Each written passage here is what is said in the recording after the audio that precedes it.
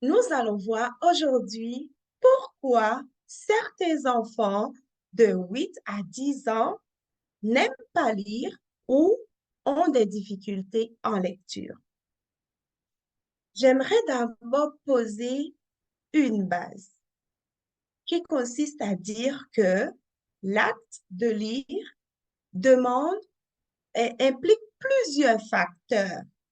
Et il y a plusieurs facteurs qui justifient le fait que l'enfant euh, n'aime pas lire ou est en difficulté en lecture.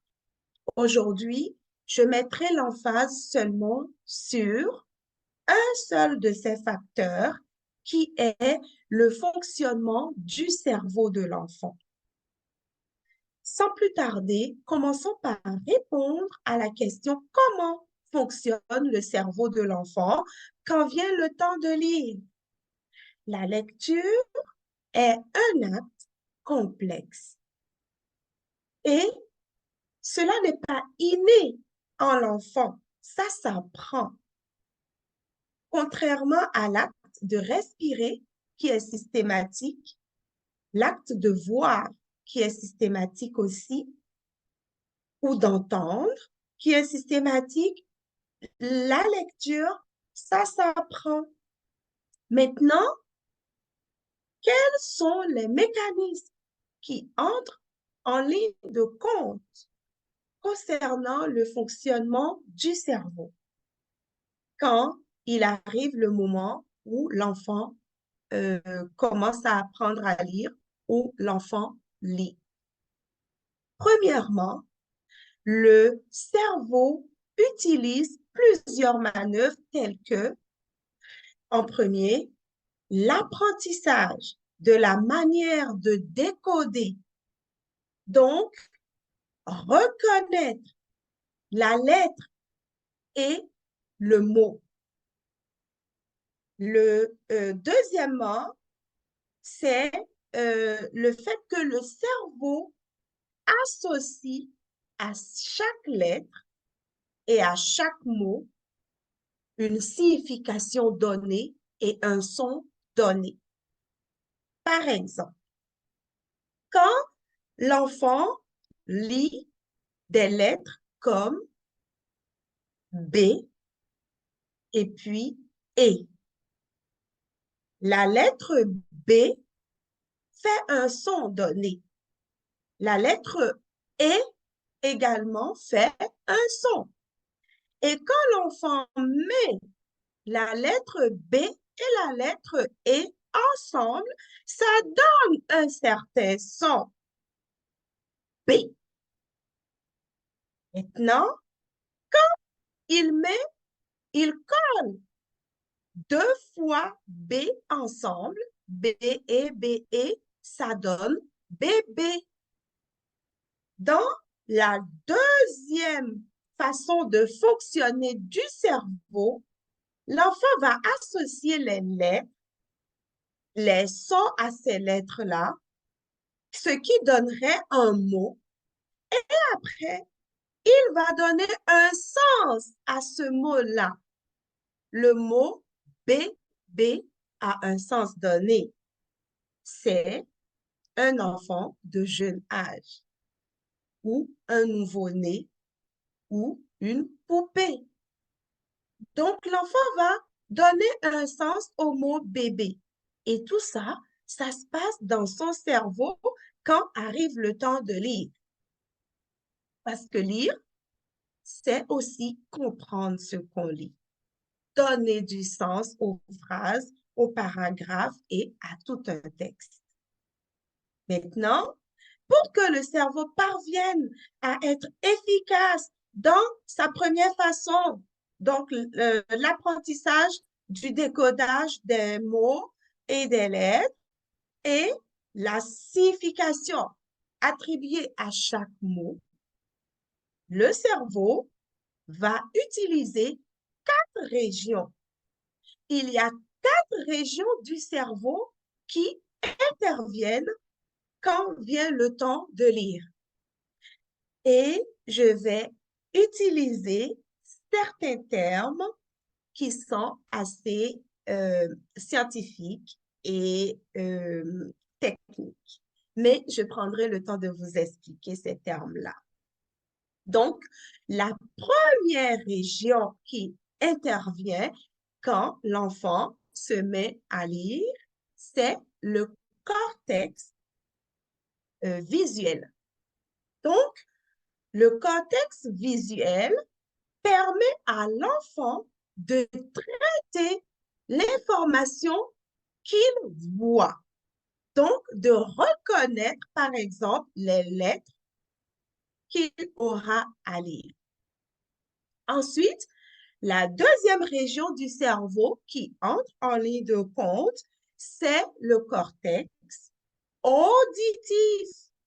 Et lui, son rôle, c'est de traiter les sons qui sont associés aux lettres et qui sont associés aux mots. Maintenant, la troisième région du cerveau qui intervient, ce sont des mots assez compliqués, c'est la zone qu'on appelle le gyrus angulaire et le gyrus paramarginal. Les deux ensemble permettent au cerveau de l'enfant, permettent à l'enfant quand il lit de comprendre le mot qu'il lit, de comprendre l'information associée à ce mot dans la phrase, d'où la compréhension de la phrase et la formulation de cette phrase-là. Ensuite, la quatrième région qui est concernée en ce qui concerne l'acte de lire chez l'enfant, c'est la zone de Broca. Et la zone de Broca implique la production de la parole et aussi tout ce qui est traitement lié à la grammaire. Voilà. Maintenant, si l'une de ces zones-là fonctionne mal ou tarde à fonctionner ou a une déficience ou une défaillance, cela va affecter le traitement de l'information et le fonctionnement des autres régions, ce qui peut engendrer des difficultés de compréhension chez l'enfant ou des difficultés à prononcer certains mots ou des lettres ou de reconnaître certains mots ou de reconnaître certaines lettres. Ça peut créer ce genre de difficultés chez l'enfant et ce genre de difficultés pourrait affecter sa facilité à lire, d'où le fait que la lecture devient un acte ardu chez l'enfant. Et la défaillance peut entraîner quelques difficultés que je viens de mentionner et ces difficultés peuvent être dues à plusieurs facteurs. Je vais en nommer seulement 3. Donc, le premier facteur concerne les différences dans le développement de chaque région du cerveau chez l'enfant. Parce que chaque enfant ne se développent pas au même rythme. Tous les enfants ne se développent pas au même rythme et en même temps. Donc, certains développent à un rythme beaucoup plus rapide, d'autres beaucoup plus lent, d'autres à un rythme moyen. Et donc, cela pourrait euh, euh, justifier le fait que certains enfants pourraient connaître des difficultés en ce qui concerne la lecture. Donc, le deuxième facteur concernant les difficultés qui peuvent justifier les difficultés, c'est tout ce qui concerne la particularité de la connexion cérébrale, parce que dans notre cerveau, il y a ce qu'on appelle les neurones. Et chaque neurone communique avec l'autre par ce qu'on appelle des synapses et euh, il y a la connexion entre chaque neurone. Et si cette connexion se fait tard chez l'enfant ou plus lentement chez l'enfant, ou à des défaillances, cela pourrait entraîner aussi des, des défis concernant l'acte de lire ou la motivation à lire. Maintenant, euh, l'autre facteur qui est le troisième, c'est tout ce qui est lié à des troubles chez l'enfant, donc des troubles spécifiques concernant la lecture. Et ça peut être, par exemple, la dyslexie, dont je vous parlerai dans une autre vidéo probablement. Donc, voilà. Et pour conclure, j'aimerais que vous sachiez que tout comme les adultes, chaque enfant est unique et de la façon dont chaque enfant est unique, chaque cerveau est tout aussi unique.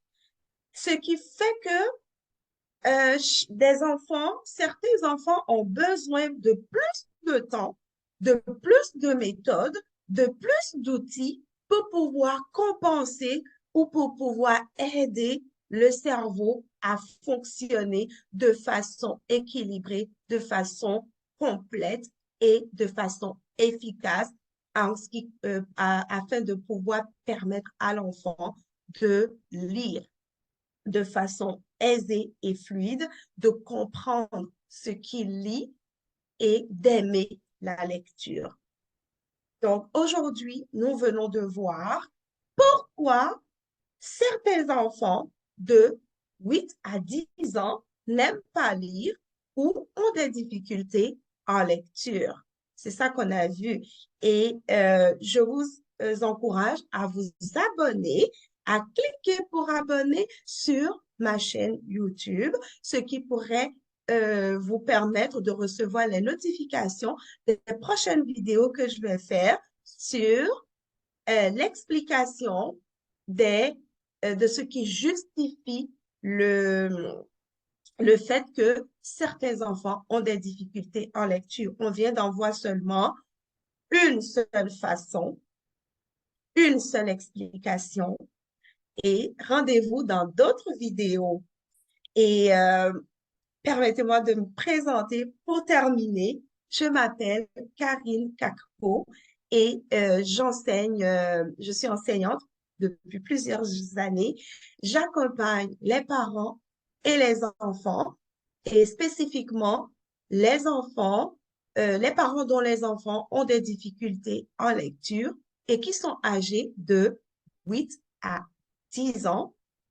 Voilà, donc je les accompagne vers le succès en lecture. Et on se donne rendez-vous dans une autre vidéo. À bientôt. Au revoir.